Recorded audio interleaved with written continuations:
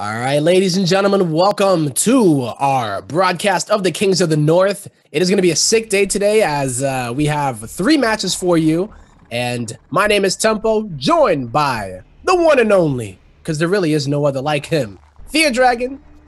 How you doing? Up, dude, I am doing fantastic. And it's a sick day, not just in the sense that it's going to be an awesome lineup of games, but it's a sick day in the sense that if you have work or something, if you had something else to do right now, this is where you call in sick to watch this broadcast, because the lineup of players, the matches that we have ready for you are going to be awesome. If you are a fan of North American StarCraft, this is the tournament to be watching right now. Yeah, it's so awesome, the fact that we are able to get these players going against each other, and seeing them not just in a format where once, one of them are out, they're out for the rest of the tournament, or they have to go to a loser's bracket or something like that. It's going to be a Swiss format, so if you like all of these players, then most likely you're going to be able to see them playing against each other. So like today's broadcast, we're starting it out with a ZVT between 2 of North America's, I would say, top players, representative for their race in Scarlett and Semper. Battle of the S's, right? It's like, I love this matchup also because it has a nice little history. Even at Kings of the North, I still remember one of my favorite matches that ever even happened at Kings of the North. It was at Kings of the North 2, and it was in the round robin best of ones that we used to do in the old format for Kings of the North. And Scarlett faced off versus Semper. I'm trying to, the name of the map is escaping my mind, but it was one of the absolute craziest series that I think I've watched in a long time. It really, really sticks in my mind because both of these players just played so scrappy versus each other. And I think that is just like what you get when you watch Semper a lot of the time. We've talked about this last week during round 1, but Semper just always gives good games because he's always playing this super fun and entertaining scrappy style, and Scarlett just plays right to it as well, and it just makes for some awesome StarCraft. It really does, especially Scarlett. When she plays somebody that is equal to her skill level, or like she's not like so far ahead of them, it gets to be these really weird scrappy games, especially in this matchup, just like you were saying. Now the question is if she's going to be going for Protoss or Zerg, but against someone like Semper, I would assume that she would be going for Zerg, but we'll find that out. As put in. Yep. First map is going to be Acolyte. Remember, these are best of 3s, and every single game matters with this format. As every single game win is going to be an additional point toward the very, very end, deciding what the seeding is going to be for the final playoffs over in Toronto. But of course, before we get started, I do want to get seeding.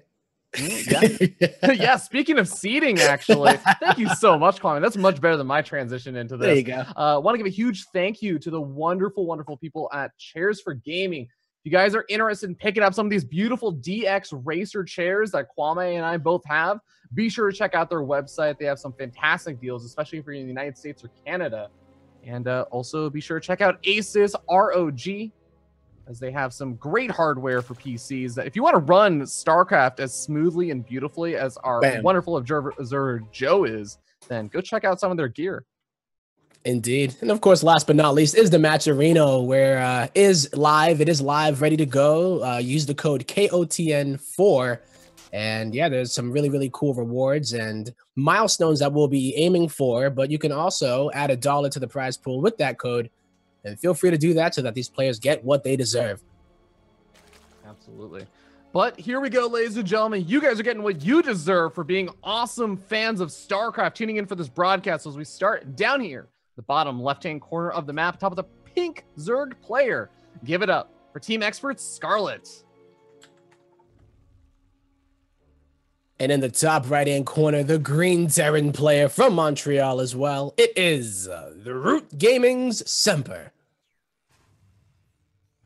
Although Scarlett is from Kingston, but these are 2 Canadian players, so true battle of the North. See who's going to reign supreme here.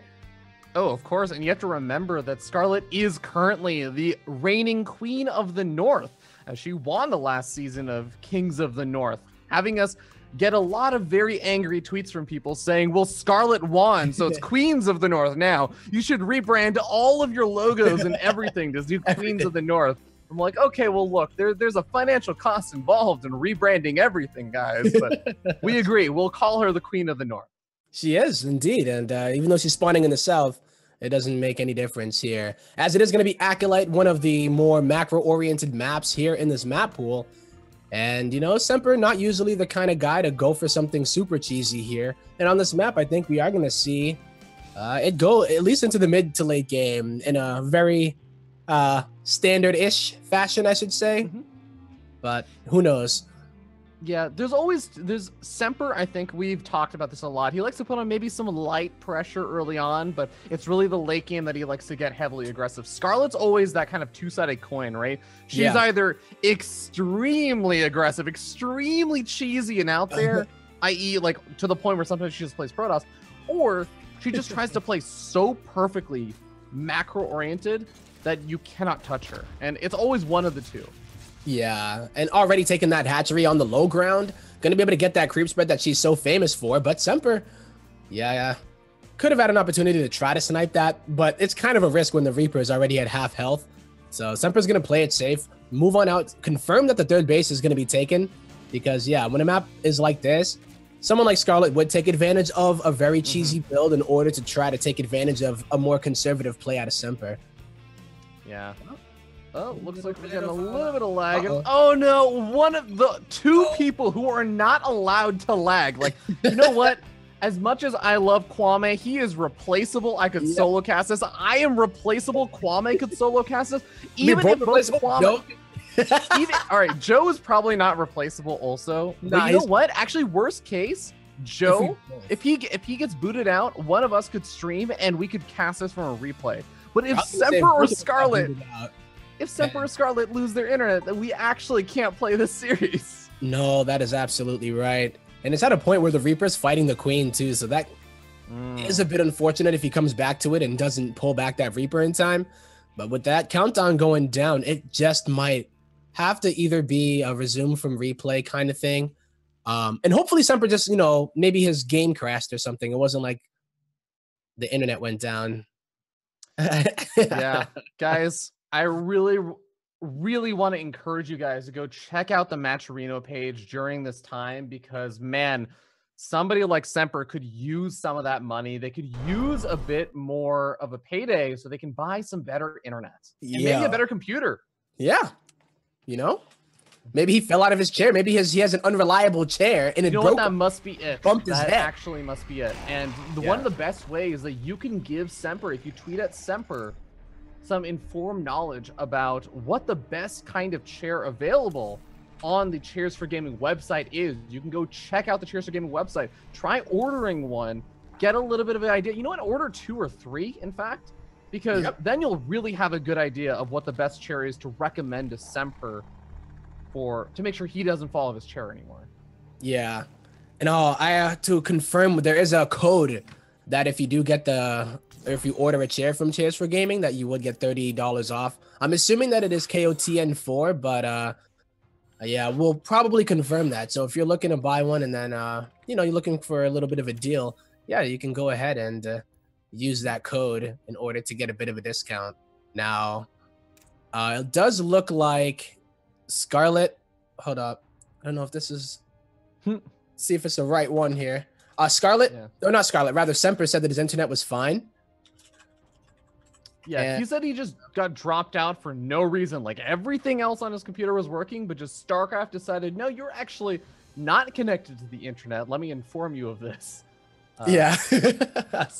So it's all good. Yeah, we had a little bit of a difficulty, but we're gonna be back. But whoops, we loaded up a Scarlett versus Subby replay. Yeah, that would have been funny if like they just got thrown in there. Semper's like, actually, my Zerg is pretty good. Let's go. Yeah. It resumes at the very end. It's actually like we resume in the middle of it, and Scarlett's already won. Like, it just happened to be at the same spot, like where the hatchery is being taken. But that would have been funny if it ended up playing out, and we were like, yeah, we're just gonna start from here. Seems like a good spot. Yeah, but I want to remind you guys actually really quickly that we do have some other matches coming up after this. If you are interested in seeing Jim Rising versus Buster, that'll be happening second. And our last match is also going to be incredibly hype right now, because it's going to be Neeb, the one and only literal god, facing off versus Jon Snow, who is also just playing really, really well lately. Yeah, I think today's games are really fun. Pretty excited to see how they go, especially this one. We haven't even started yet, right? Like, well, we barely got into it. So much can happen. Game ones tend to be the most epic on this map. That's not like some kind of statistic. I just kind of made it up. It's a statistic now, man. Yeah, you said it. It's official. It's official, man. I'm trying to remember. Yeah, we had a sick game one on this one, and we were just like, yeah, that was actually game one. And then the other two games, I think. Oh yeah, was that the did we have a TVT between Masa and Semper on this map? I think that might have been it. It was that or something else. We had some really, really awesome games last week with round one, and round two is looking to get just as epic. But here we go. 3, 2, 1. The game resumes, and looks like Semper does pull back his Reaper in time. He is A-okay, and the game resumes without any problems. There we go. So should be hopefully nothing too bad. Semper did say that his internet was okay, just got dropped. So it shouldn't be a recurring issue. It's not like he's dealing with a hurricane or anything like that. You know, my heart goes out to anybody that did have to deal with Hurricane Harvey. And I know there's even another one coming up on the East Coast, at least at Florida right now. So stay safe, y'all. But stay safe out there. Still watch these games. You know, some priorities are a little bit higher than us. No, of course. That's why we called it a sick day. Like, exactly. If for some reason the flooding has not caused you to call in sick for work, then let this be the reason. But yeah, looking like what we were predicting a bit. Scarlett setting up her 3-base economy.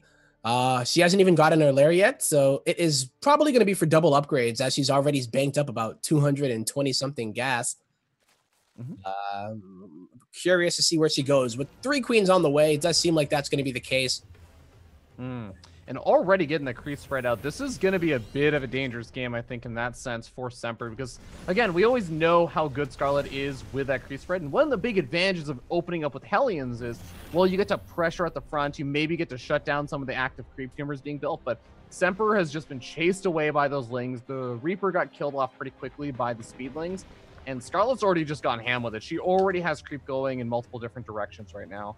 Yeah, it's pretty insane how fast she gets her creep spread going, and she doesn't let off. So Hellions are really good for clearing that creep, but Semper has been pushed back on almost every front, even though he is setting up for what looks to be, yeah, kind of standard stuff, right? Getting his double eBay. Stim is on the way, and he already has the reactor going with that starport complete. So it's not going to be some weird Hellbat all-in. Scarlett should be relatively untouched until at least Stim is done and that medevac comes out. So I think she's going to be pretty happy going into this. She's going to be thrilled being able to play that kind of perfect macro style we were talking about earlier. She's adding on another 10 drones right now after having gotten up just a couple of safety lings in case there was some sort of earlier medevac, if there was a 1-1-1 setup with some more Hellions coming out. Scarlett was prepared, but she realizes pretty early on, yeah, I don't actually have to worry about morphing and banelings or anything else. I can just power up and just run over you in the late game. Yeah, she doesn't really have to worry too much about run buys just yet either. It was almost like her creep spread made her safe, rather than, like, you know, having a bunch of queens ready to deal with the Hellions. It was just the fact that you can't really surprise Scarlett right now. Her overlords are in position to see that top side on the left, so that if there were to be a drop, she's going to see it. She has the watchtowers, so it is going to be up to Semper with these double drops to get something done. Whether it's going to be a drop into the main, which is a kind of a deep drop to go for, or is it just to try to cancel this 4th base? Oh god, and it gets really dangerous too, right? It's exactly what you're saying. It's a deep drop to go for, and it feels really difficult to do and pull off because of this creep spread, because Scarlett's gonna have so much vision, so much time to react. So Semper's gonna go in straight at the front, already unloads these Marines, because I think he has a good idea of how good the creep spread has already been so far. It's gonna be really difficult to catch her off guard. So goes in for the 4th. I might actually be able to just snag this, and Scarlett doesn't even seem like she wants to really defend this. No, not able to get that warded away in time. So Semper, I think he set out to do what he did, and he did it right. He did lose a medevac full of the Marines, though. Not the whole medevac, but the Marines that were in it. If he had, I don't think, did he have Marines in there? Or was it just 2? He lost 8 Marines already. Okay, so. Thought so. I was like, wait a minute. Looks like the medevacs weren't targeted by Scarlett. She just wanted to go for the Marines themselves. Oh, I like this, though. Adding in some of those Hellions in the medevacs for the follow-up push in. So even though he's lost a couple of those Marines, he can actually replace them with a few other units that are going to fare pretty well versus mostly just these pure lings. But wow, we already got an infestation pit being dropped down. Scan reveals the infestation pit as it gets dropped down. So Semper will have a pretty good idea that Scarlett may be looking to go into a very quick hive tech, something that has been a little bit more popular. Yeah, and I'm loving the Hydra style as well. Oh, this is a big drop inside of the main, or rather the natural here. And Scarlett, gets a really good Baneling connection on a lot of those Marines. Those are some really good connections. Actually, a big cleanup there for Scarlett. It may not seem like a huge deal right now, as the supply is still pretty even, but the fact that Scarlett has been able to fend off so easily 2 bits of aggression. Yeah, Semper did get the cancel at the 4th, but 4th is now finished up, and Scarlett is getting up her hive tech. If she defends and holds off maybe even 1 or 2 more drop aggressions, she's already going to be at nearly ultra tech. Yeah, she hasn't lost any drones. And Semper is setting up to go for Marine medevac with Widow Mines as support. And they don't really do that well against Hydras. If you're going to do the defensive Hydra style, it's going to be so much harder to get value out of the Widow Mines unless Scarlett would have just used all of her lings and really already just even sacrificing. Okay, I thought she was going to sacrifice. Nice yeah. No Overseer. Yeah, a little bit of a mistake to not include that Overseer, and actually still not even making it right now, so she's going to have a hard time cleaning those up later on. Could technically use Banelings, but probably not what you want to do. Looks like Semper is still looking for an opportunity to move in, but Scarlett is just playing so on point right now with the defense. Now, Semper may be able to find an angle over here as he goes for the 1-2 punch, drops on the left, drops on the right. All right, well, one of the medefacts that didn't have units on that right side got taken out. Now here at this inside base of Scarlett, there's a couple Hydras here. Scarlett splitting her units is able to push this one away. All right, but the drop of the natural does manage to unload. The Queen gets a snipe off on one medevac, other medevac getting pretty low. Oh, he gets picked off. And wow, Semper gonna lose a ton of units over here. He gets 8 drones, but that is 8 drones to a 73 drone player. I really don't think that has been worth it for Semper so far. No, it hasn't. And wow, really nice splitting of the units. It can be really tough as the Hydra player to deal with drops, but thanks to that creep spread and just not really taking that much damage, she's able to split enough units in order to deal with attacks on 2 fronts. So I think Semper right now is thinking, how do I deal with Ultra Tech? It's going to be really tough. And I think if Liberators is going to be the answer, he's going to have to really protect them. And that's not protecting them. He does get a few Lings there, maybe a Hydra, but yeah, still not worth it right now. And this is sort of the unfortunate thing about Semper's style, is that when he gets shut down like this, when someone just has an immaculate defense, it almost looks a little silly. It just looks like, wow, you're just not getting anything done. But a lot of other players would be falling to this kind of aggression. He's got to find an angle, because that is the beautiful thing about being aggressive, is that you don't always have to be successful with a 1st, 2nd, 3rd, 4th, or even 5th drop. It's about getting devastating damage with the 6th or the 7th. Just you need to eventually be able to get it and equalize any of the losses you've taken earlier. Yeah, it's really tough to do it, but Semper is starting to transition into tanks. So he's kind of abandoned the Widow Mines completely, realizing what he's going up against. It's not going to be Muta. So I believe tanks are going to be a little bit better, but you have to be very careful with your positioning of them. Scarlett can set up a good flank. The Ultras are going to be coming out soon, and she's already thinking about how to deal with the Liberators by dropping that Spire. Look at the flank already here, Fair Dragon. This could be dirty. Oh, this could be so dirty. Scarlett comes in from the front and from behind. The Banelings not exactly getting split up against, because where do you even split to? Semper's army gets demolished, and most of the medevacs end up falling as well behind this. +3 armor is about to finish up. Chitinous plating still yet to start, but the Ultralisk Cavern has already been finished as well. Scarlett is prepared for the late game. She is. That was really good by Semper, though, even though he lost a good amount of his army. He sniped the Vipers so that the Blinding Cloud wouldn't even be in effect, and there wasn't going to be any abducts. So he had like one group of Marines and Marauders that were up there soaking the Banelings so that the Marines could snipe out the Vipers. So that could have been a lot worse, but making the best of a bad situation. All right, so where does he go from here? The Liberators are starting to be produced. He's added 2 of the starports, so now he has 3 in total, I believe. But he doesn't have reactors on them yet, nor the economy to support. Oh, he needs a good defense over here, and the Planetary Fortress is going to help out a lot, but a little bit late to repair. Is going to have trouble finding surface area. The Planetary Fortress goes down. The Marines coming in from the left-hand side, but they're a little bit late. He's got a drop on the south as well, ready to move into that 4th base, but he needs to get the damage done right here, right now. All right, well, Scarlett is out of position, so this is going to be a really good drop out of Semper. Oh, but Scarlett pulls her drones in time. I think the issue here is the dilemma that every Terran player faces when they lose their medevacs is, do I make Liberators to deal with the Ultras, or do I continue to make medevacs so that I can at least heal this army up? He's only on 2 medevacs right now, except for the one that's dropping. Yeah, that one really can't be considered too much part of this army right now, as it's pretty far segmented off from the rest of everything. Greater Spire on the way right now for Scarlett, as well as 3 Ultralists going to be coming out. Looks like chitin splitting was researched, so oh yeah, here we go. Scarlett getting ready to come into position. Actually, it looks like Scarlett didn't, and no, she did get a +3 armor. Okay, right. this is a scary position if you're Semper. If those Liberators get unsieged, the Vipers can actually pull them. Okay. There's not a lot of splash damage here, you know? Yeah, this is going to be really difficult, but I've got to say, you know, it does look like Scarlett is respecting this and a little bit concerned. She's trying to move around some of these units. Oh, actually going to go for a counterattack by the 4th that is still being built right now. These Lings, these Ultras going to go uncontested, but Scarlett's own 4th base is getting a little bit low thanks to the siege tank fire and these Marines.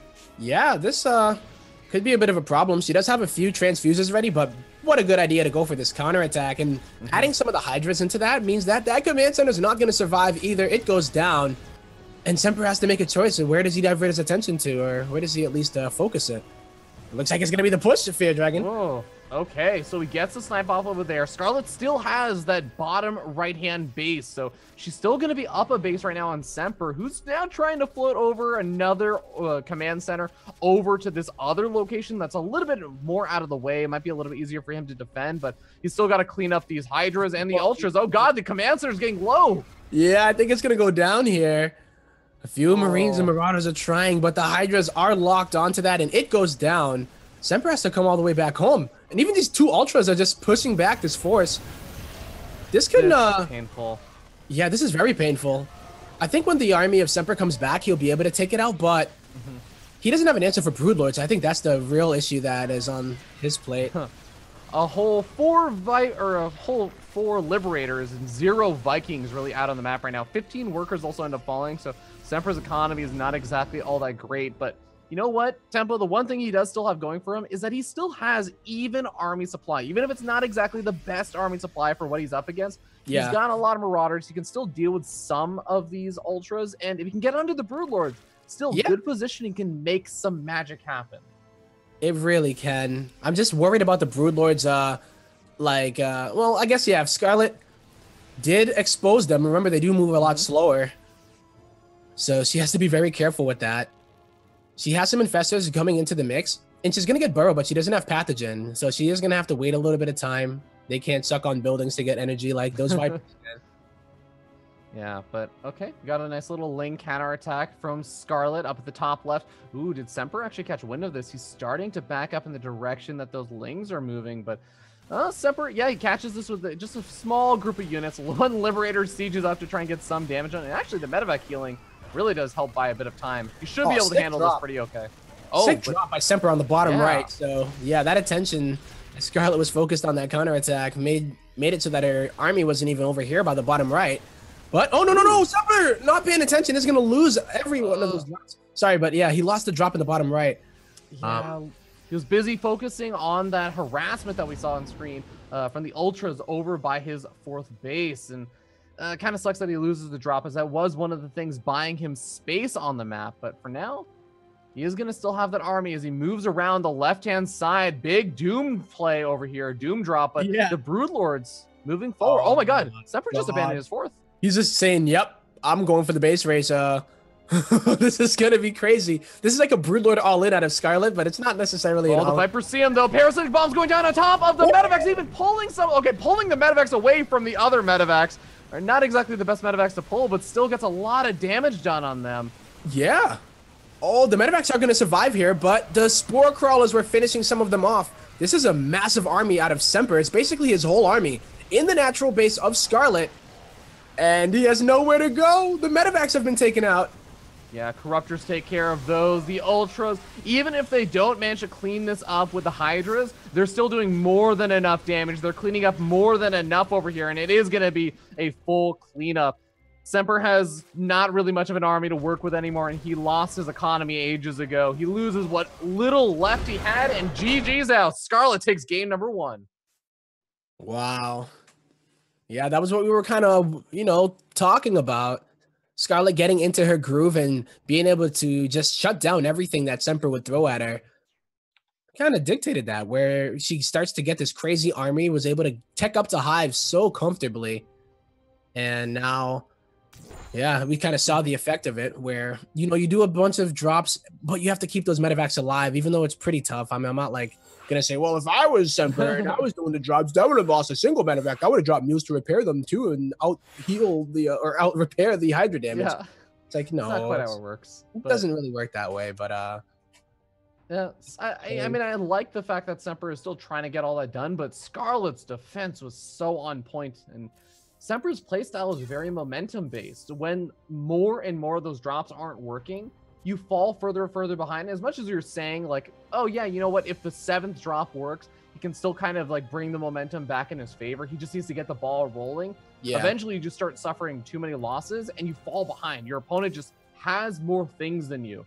On top of that, Scarlett, of course, just a top-notch player, able to set up some great flanks. I think those engagements are really what sealed the deal, I think, for Scarlett, where she was able to get multiple flanks off and crush the army of Semper. Yeah, and the decision making when she did the counterattack by using just a few Hydras, it's the difference between going in and like picking off a base or going in, picking off a base, don't care if it flies away, and the other base that was trying to go land couldn't get out of there either because the Hydras were able to take it out. So just the run bys that weren't just pure lings where you'll usually see a lot of Zerg players do. Just using lings to do run bys and counterattacks. It was more so like an actual force that could take out medevacs. They could take out floating command centers. And Semper just was never able to really get his economy to the place where he wanted it to be. Yeah, well said. But ladies and gentlemen, we're going to get ready to hop into game number 2. Since we have a few more people here, I want to remind you guys that, of course, Kings of the North is very much made possible by our wonderful sponsors, including Chairs for Gaming. Go be sure to check them out. They have some wonderful, wonderful DX Racer chairs available. Tempo and I are both sitting in said chairs that are sold on their website. So be sure to check them out and use the promo code ESChamp to let them know that we sent you. Yes, ESChamp will get you $30 off. I couldn't remember what it was, but that is the confirmed code. Just remember ESC, like escape, hamp. That was actually one of my favorite ways to annoy Drekken back in the day, is I would say ESC champ. Oh, yeah, I think ESC champ. So there'd be 2 C's in there, but there's only 1 C. Yeah. S camp. Hey, when's an S camp? Next X. I can't even say it. Escape camp. No, I used to call it escape champ. Yo. Drekken's like, you. Hey, man. We love you, Drekken. Yeah. You know who I love too? This player in the bottom left-hand corner. Representing Team Expert, up by 1. She don't believe she's dropped the map this whole Kings of the North. It is our current Queen of the North, Scarlett. Indeed, indeed. And you know who I love? Aces ROG. Be sure to check him out. But also this man up here in the top right-hand corner of the map, the red Terran player. Give it up for Root Gaming Semper. Oh, yeah. Still very much capable of that comeback. I mean, he's earned that Mutalisk trophy, that head that he's placed as a stake, warning off Zerg players for a reason. Damn, that's why Scarlett went Hydra's last game. No, so. That must be the reason. She knows. She got the signal. So yeah, this is already a hell of a match arena, isn't it, Fear Dragon? As we have game number 2. But guys, yeah, you can check out Match Arena. Add $1 to the prize pool. KOTN4 is the code, and there will be all those additional prizes and the stretch rewards are now listed as well. If you guys want to check that out, we got the StarCraft montage contest, something that I think is super duper awesome. It's a a contest that I almost called them Escape Champ. Whoops. A contest that ES Champ will end up hosting for people who are interested in like editing together some awesome videos revolving around the players. I think more details will be announced as we get closer to that kind of goal being met, but also an additional caster may be announced if we can hit that stretch goal. And of course, there's a bunch of awesome rewards and stuff like posters, t-shirts, a nice little coin, by the way, if you're interested in that. Nice. All right. Well, this was a really good move out of Semper. Was trying to catch that one at the third. Was it a good move? Oh, not that one. No, that's not what I meant. I meant like he went to the... Oh, what the heck was that Reaper thinking? Well, he went to the third first in order to try to catch that drone that was going to be that third. Well, currently is the third, I should say. Didn't let his dreams be dreams, son. Nah. Well, he basically failed his mission, so he was just like, I can't go home, man. Can't do it. Die with honor. Yep. Well, poor guy. Forever be remembered. Yeah. But that kind of sucks because he would like to be able to at least have that Reaper out on the map. Sometimes if you go for a Hellion style, you can use the Reaper with the Hellions just to throw some of those grenades, add a little bit more DPS. Not going to have it this time, though. So he has to rely solely on the Hellions, and they didn't really get to do much last game. So hopefully he'll have a little bit more success as we do go into this one. Yeah, looks like the Lings try and move up into the main base. They actually get a pretty decent scout on exactly what Semper was going for, considering they see the barracks with one tech lab that wasn't really researching anything. If she was really paying attention, she'll notice that it wasn't researching anything, which is kind of reveal it's a 1-1-1. If you're going for the 2-1-1, then you'll have Stim already being researched by that point, I think, or starting up. So this is going to be more of a different style. Semper trying something to catch Scarlett off guard. The frontal Hellions were not able to be successful last time, so it's going to be a double Hellion drop. Now, remember, you do need 3 Hellions to one-shot drones, so there will be a little bit of micro that needs to be used in order to target down those weakened drones that do get hit first. Okay. Oh, no, he actually got 4 Hellions. Oh, that was good. That was cool. He had 2 Hellions already pushing around the map, trying to just shut down any creep tumors they could find, but Scarlett's a little bit too on point with that creep spread. Once again, it's just spread out in 4 or 5 different directions at once already. But the Overlord scouts out the Hellions being dropped in the main base. She's immediately reacting, already pulling the workers pretty quickly, but oh boy, they are lining up a bit. Yep, the Lings also aren't safe just yet, but they do get that surround thanks to that creep. But there's another run by going to the third. Scarlett really quick on the reaction. She's still going to lose some of these drones. Yep. Yeah, still lining up, losing a lot of Lings as well. And oh my god, that positioning from Semper is so good, Tempo. It's so sick. And even though it gets cleaned up, 8 workers go down. None of the Hellions in the main got taken out. But now they're moving back in. The medevac ditched them. Oh, okay. This is going to be a suicide run and try and get as much damage done as possible. Ends up killing off a lot of Lings, which may not seem like a big deal, but remember, this was not a crazy large investment of Hellions. He kills off 14 workers with the Liberator, getting a few more kills. Liberator at the third, yeah, got 4. Oh! Okay, ends up losing the Liberator, but still, Semper is going to be following this up with more aggression. So all of the Lings that he also took out right now have to be remade. That's less drones that Scarlett's going to have, as Scarlett actually only has 5 Lings out on the map right now. And the next wave of aggression should be coming out pretty soon with the next 4 Hellions already out and the medevac being repaired back up. Yeah, no, this is a really good opener out of Semper. His third base is already being made into an orbital command, and he's going for mech. Okay, so this has been the latest and greatest move for Terran players out there in this matchup. And you might be thinking, oh, well, we're going to settle in for a super passive game. No, that is not the kind of mech that has been catching on lately. The kind of mech that's been catching on lately is a lot of Hellions, which get hyper aggressive, going on those suicide run-ins, try and kill drones, try and find Lings, even killing off Hydras sometimes once you get up Infernal Pre-Igniter. And doing Banshee run-bys, using medevacs and loading up with the Thors and just dropping, putting in harassment. It's a very, very active and aggressive style of mech. I liked it. I really do like that style. I mean, the map is Mech Depot, so I've been waiting for someone to just go mech on it in a game that I've been casting. And yeah, I guess we're going to be able to see that. Now, Scarlett did go to the third base of Semper, and before the orbital landed, she did see that the gas was being taken. So if you know... If it's bio, you're usually not taking that gas right before the command center goes down, but she's already invested in the 1-1 upgrades for melee. So, I mean, she's kind of not locked into it yet, but it's not like she's going to be ahead in upgrades by any means if she's going to try to switch it up to a more range-based army. Yeah, it may get a little bit difficult if she decides to do that. One of the most successful ways I've seen Zerg players deal with this style is actually going for the Swarm Host and being really aggressive with the Swarm Host and just trying to find those free unit pickoffs. Because as much as you do add in a lot of these Hellions, you do eventually move into a lot of siege tanks, which Semper's already started production for. But first, you got to hold off all this kind of Thor drop aggression. Here we go, moving into the main base. Scarlett has great creep spread, but where are her units? She only has 14 lings out of the map and 4 Hydras, but nothing in the main base. These Thors are going to demolish things here. Oh my god, yeah, the Thors are oh, she's pretty much dealing with uncontested. the drop at the top left. No, nope. Hellbats, sorry. Wow, the Hellbats are going to be able to take that base out, and drones are heading that way. No, rather, Banelings are. So they're going to get good connections, but it's really these Thors able to get some good drone kills at the same time. Oh god, the scary thing about Thors is that they can actually also kill queens off very quickly. They do damage so quickly that if you're not very on point with those transfuses, it's very easy to start losing them really rapidly. But okay, here we go. We got the Swarmos coming out that I was talking about. This has been a pretty common response for Zerg players out there. And the big thing is you got to target fire down individual siege tanks. You got to take cost-efficient trades. And again, the cool thing is this isn't like Heart of the Swarm, Swarm Host versus Mech. This is hyper-aggression on both sides with somewhat less mobile units.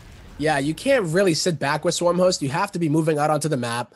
Try to snipe tech. You can either even snipe command centers, but, you know, in this matchup, of course, they can lift them.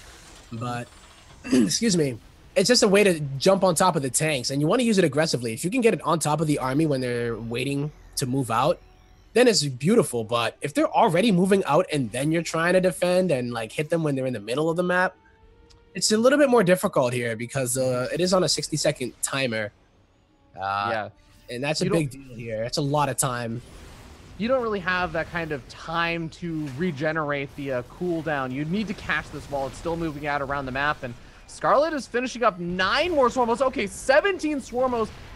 I'm actually a little bit worried that Scarlett may be overdoing it, but I'm ready to be proven wrong, as she is going to have a huge wave of Locusts that can swoop in on this army, but it's usually about the kind of consistent pickoffs, more so than one big foul swoop that cleans up everything. But we'll see if Scarlett can manage to make this work.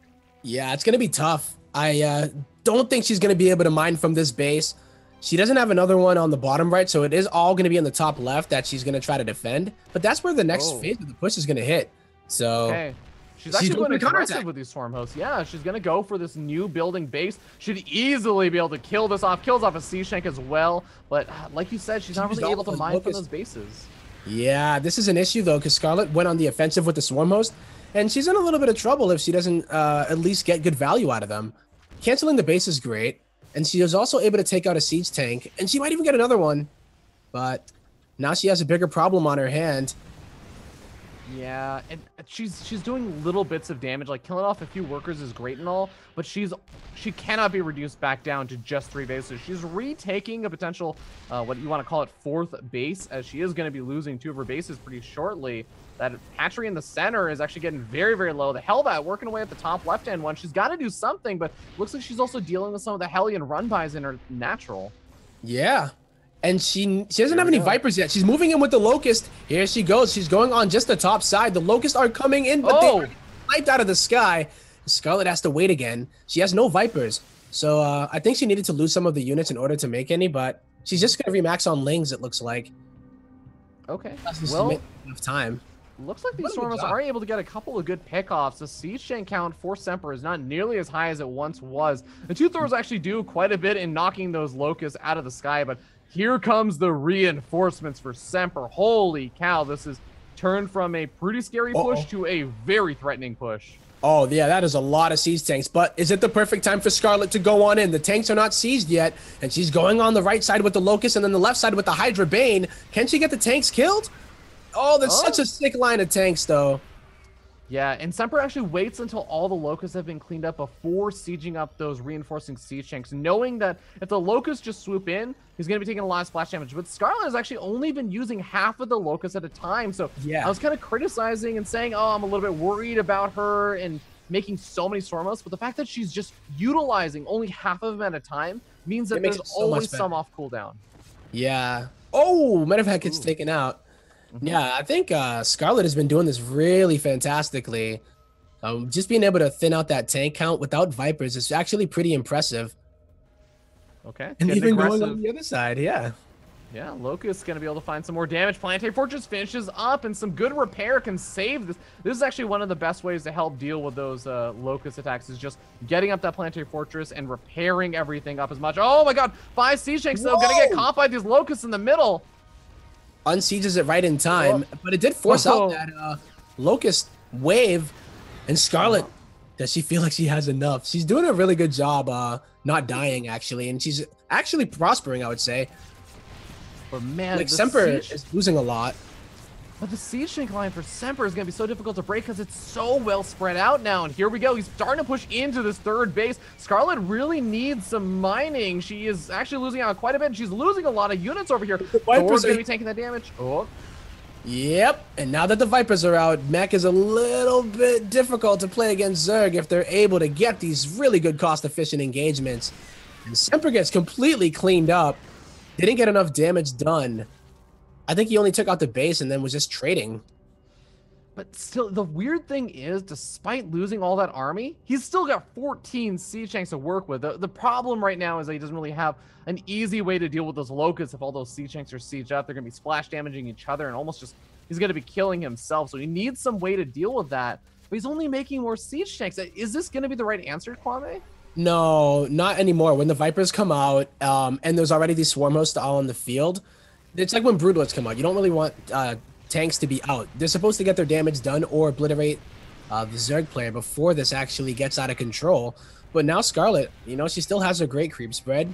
She's on 3 melee, 2 attack for the range, and then +1 carapace, which isn't really a huge deal against mech. But I think she just had enough patience. Semper maybe didn't feel like a sense of urgency, but Scarlett was just able to slowly chip away at the mech army. Yeah. Now he's facing a bit of an issue here.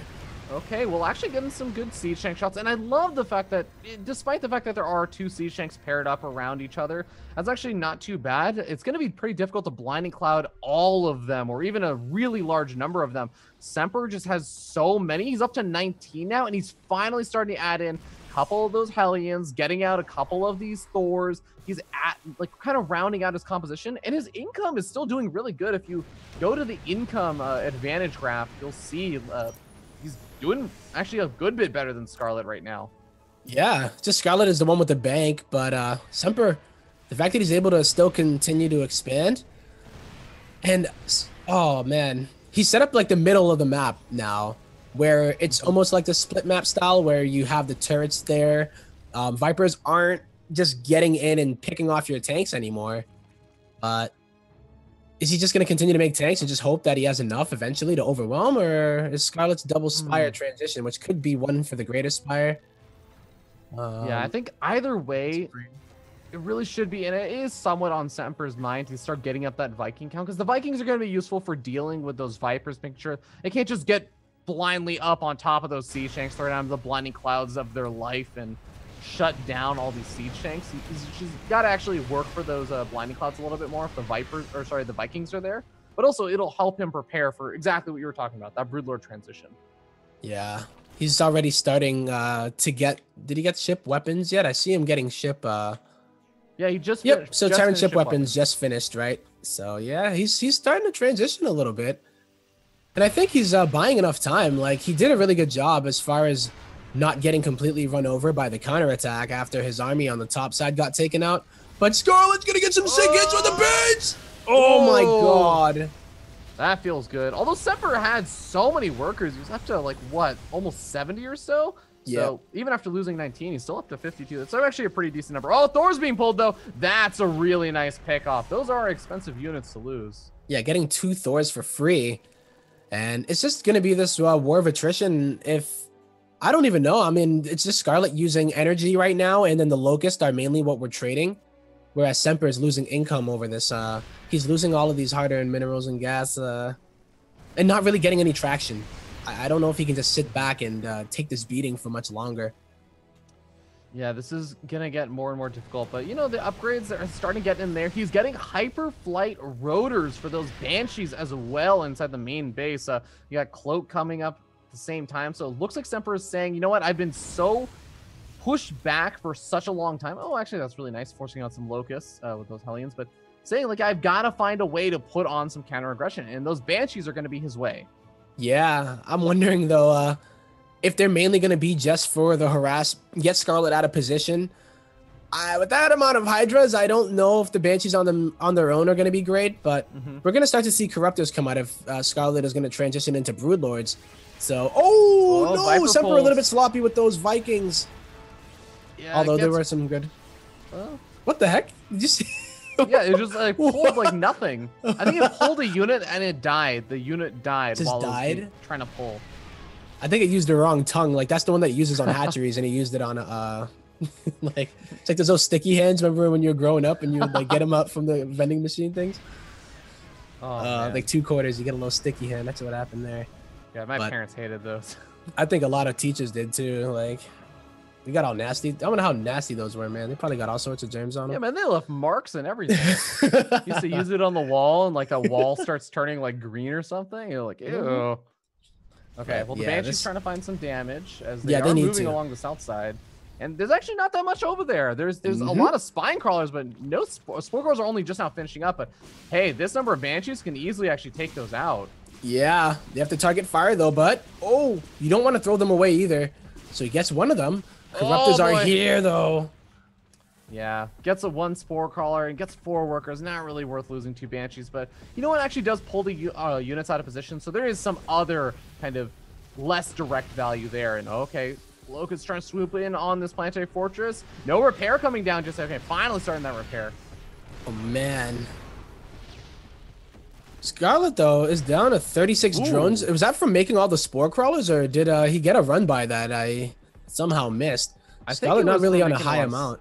I think it was mostly on making some of the spore crawlers. There were a couple of workers that have gone down here and there from some of the Hellions, some of the Banshee harassment and everything, but for the most part, Scarlett has definitely evened out a little bit on that economy. But I really like the fact that Semper is mixing these Thors. The Thors are really effective at picking off those Vipers whenever they get too close. Yeah, the Vipers can pull them, but 2 or 3 Thors at the front line with a high impact payload mode, they obliterate Vipers really quickly. Oh, they really do.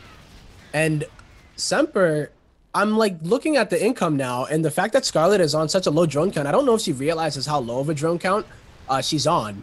So if Semper is able to get like a really, really sick mech army, Scarlett is not going to be able to do the traditional Zerg style where you're able to go in and trade out and remax faster than the Terran does, because he really doesn't have a lot of a bank left over. Holy cow! Whoa, the repair is real. Is not going down, and I don't think that Scarlett realizes that she really thought it was going to start falling, but there were just so many SCVs repairing that. Most of the Corruptors end up falling, and you were talking about this, Tempo. The economy for Scarlett isn't exactly great. She's really lacking minerals. She's got so much gas to work with because it doesn't require a lot of drones to mine gas, right? It's just 3 per gas geyser, but you need drones to mine minerals. She's finally remaking some more. I think she's realizing it now. And she's like, oh, wow, I'm really not that rich, am I? And her army isn't that amazing either, right? Like, I think it's 1 Ultra, 15 Swarm Host, you know, and then the Hydras that were there. And then the Vipers are really the MVPs, but geez. She has all the bases to take advantage of, but I don't think she realized just how little amount of drones were mining the minerals, just as you were saying. Oh, okay, well, man. 13 drones. That is going to help things out quite a bit. But this is the time now that Semper is nearly maxed out. And once Semper actually maxes out and feels like he's been able to safely push back some of these attacks, he is going to start to look to move out around the map and try getting a little bit more aggressive again. And if Scarlett has just been droning a bunch, she hasn't been making that many units, this is going to get a bit dangerous. Yeah. She's starting, though, to get that income back in check. And since she has the bases, that's going to take effect immediately. But Semper starting to move around the map once again. He at least has a few Hellions on the north side. But I was wondering if he was going to transition into a Sky mech, but he's still making tanks. He's up to 8 Ravens, so, you know, you can make some magic happen with Ravens for sure.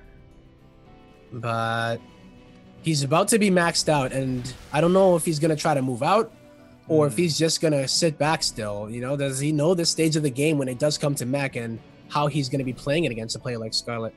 That's a good question. This has been happening more often as this kind of style, these two styles have gotten a little bit more popular, but I don't know how much experience either of these players have in the super duper late stages of this kind of game. Although I do feel like Scarlett's more likely to have a bit more experience in this.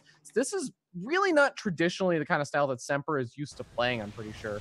No, you don't really see him playing it at all. Throwing down all the swarm hosts. Actually trying to body block some of these with the auto turrets, and the Vikings also landing, getting a few of the swarm hosts, but was it worth that much energy? It's questionable. They will regenerate that soon.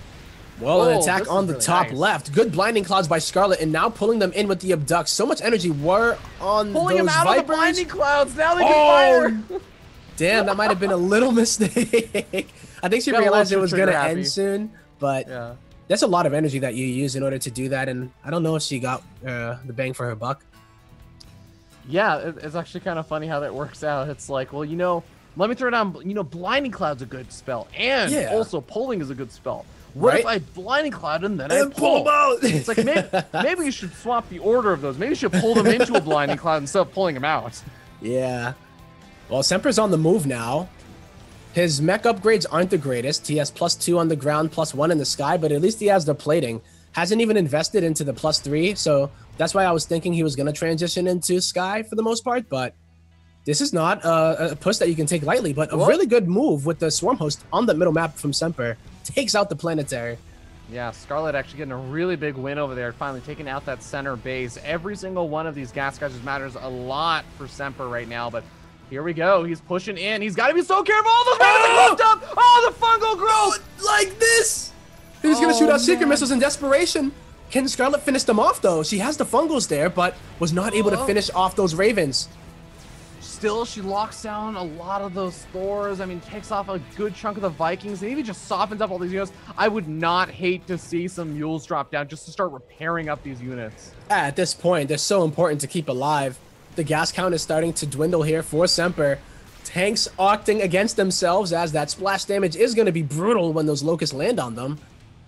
Well, and Scarlett is rich again.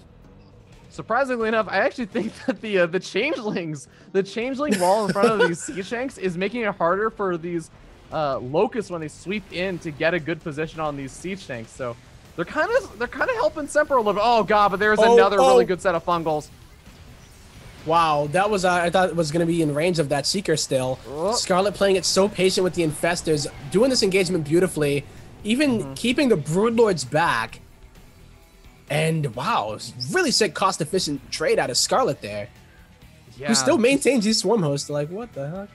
Yeah, Scarlett really handled that series of engagements really, really well. Just because she was able to shut down Semper's aggression so effectively with just fungal growths. The Infestors being added in this composition is suddenly this kind of weird thing that Semper doesn't seem to know how to deal with effectively. Yeah, and you would have thought that, yeah, Ravens, they can detect and all, but you're on creep, and it's just you're flying over thinking that you're safe. And I think that was the first time that he had seen them, so it wasn't even like he was looking out for them.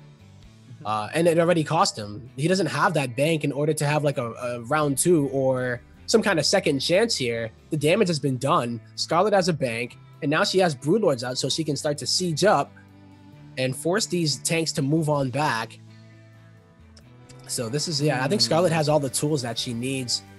How is that one Ultra still alive? That one Ultra just like been chilling. He doesn't even have a kill. 0 kills. I know, it's like I feel like it's actually just been the most passive Ultra ever. But okay, here we go. We actually have a neural parasite on, I think, a Raven. Yeah, but blinding didn't have enough for out these tanks too. Oh, Scarlett moving in. It looks like this might be the death push.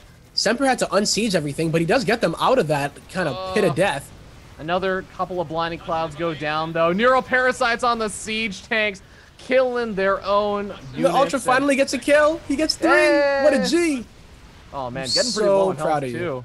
But GG gets called. Scarlett takes the 2-0 victory over Semper in a very, very long mech versus swarm host game. Yeah, that was crazy. There was almost a point where Scarlett was broke and Semper was about to come back with a maxed out mech army.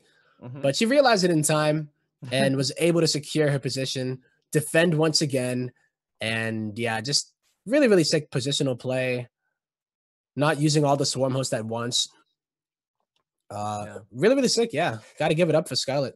A lot of really small things I think both sides were doing really, really effectively in that game. And I feel like if we could go over it, we could run a pig daily on this, man. We could go over all the small little details and highlight them, talk about how smart these players are and how good they are. Semper included, despite having lost 0-2, was a very close series, and looking forward to seeing more of him in the coming weeks. Of this is the awesome thing about this format, is that none of the players are being knocked out. Like he's not gone, yeah, it's just determining the seeding for later on, and of course the seeding is very important, especially since you want to be seeded into that winners bracket, not the losers bracket, at the very end when we head to that offline championship. But still, it's just cool to get to see so many awesome games.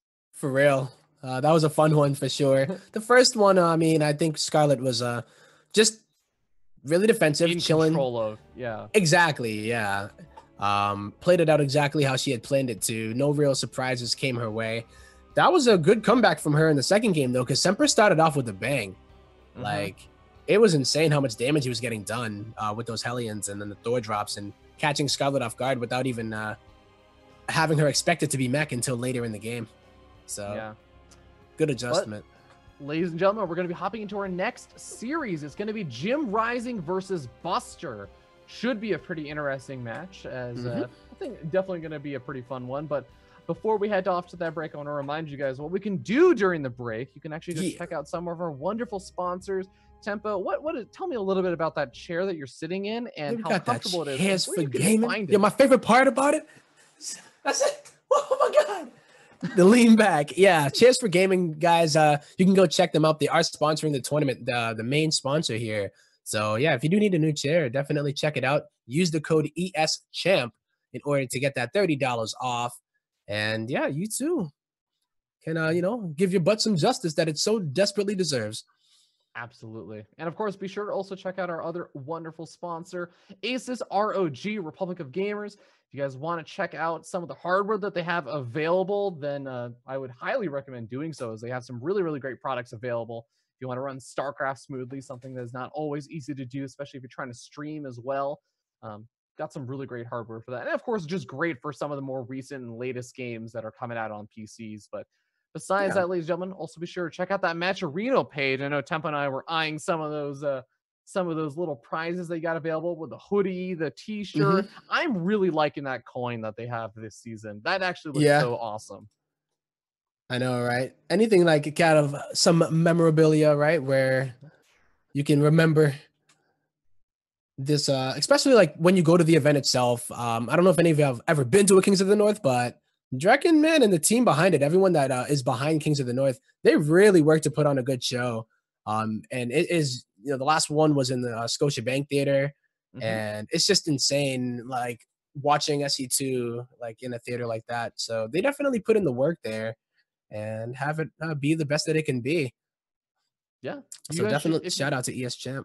Yeah, and if you're in the area around the time, or even if you're just looking to maybe even travel out for an event, consider coming to Kings of the North. It's been an amazing event. I've had the privilege of being there for all of them so far, all the offline ones at least. And it's absolutely worth it. It's going to be happening October 13th and 14th, I believe, in Toronto, Canada. So beautiful city as well. All right. Well, we are going to go to a quick break, guys. But when we do come back, we should have Buster versus Jim Rising, ZVP, I want to say. I believe, Buster was Protoss, if I remember correctly. So, yeah, when we come back, we should have that for you. And hopefully you're excited as we are to see these two players go off against each other. So stay tuned and we'll be right back.